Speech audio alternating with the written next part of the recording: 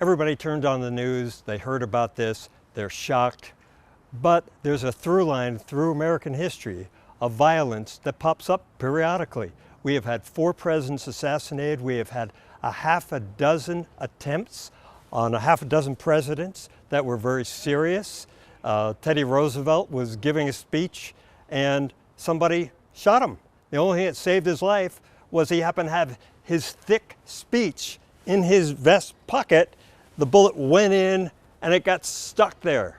He continued with the speech. That was the kind of guy he was. And then afterwards, you know, they had to rush him off to the hospital to be treated.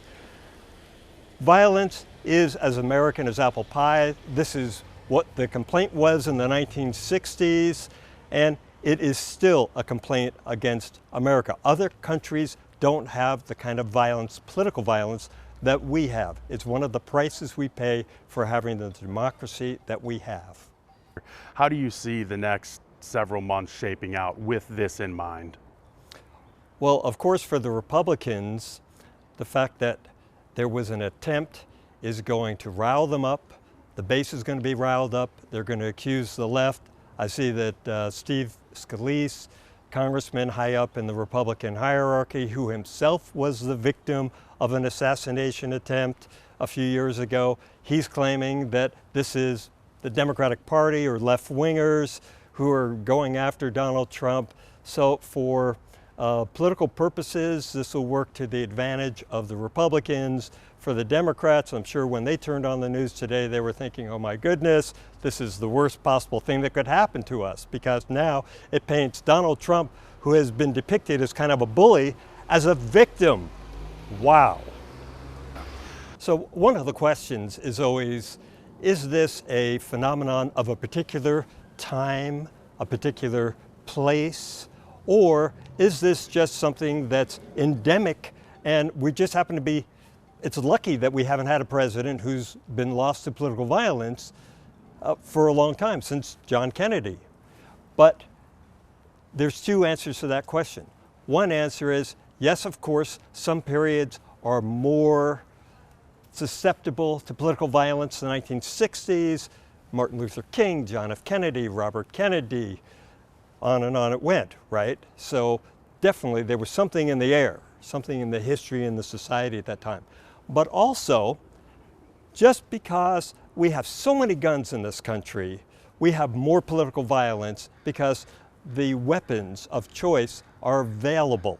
The Secret Service, there's a couple of thousand of them, they are constantly dealing with threats to all kinds of politicians, governors to presidents. They pull into a state to protect the president, and all of a sudden they find out there's a plot against the governor. I'm thinking, of course, of what happened with Gretchen Whitmer in Michigan.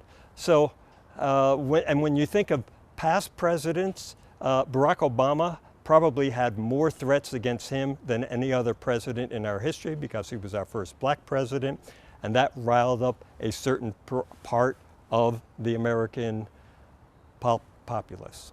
Well, I'll tell you what's going through my mind as a historian.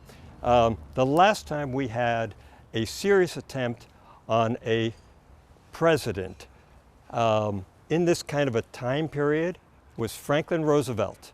He was a month away. He had already been elected president. He was riding in a car in Miami with the mayor of Chicago and some other figures.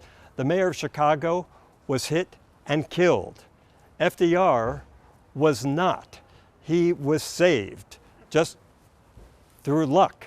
Well, of course, what did people at the time say? They thought divine intervention.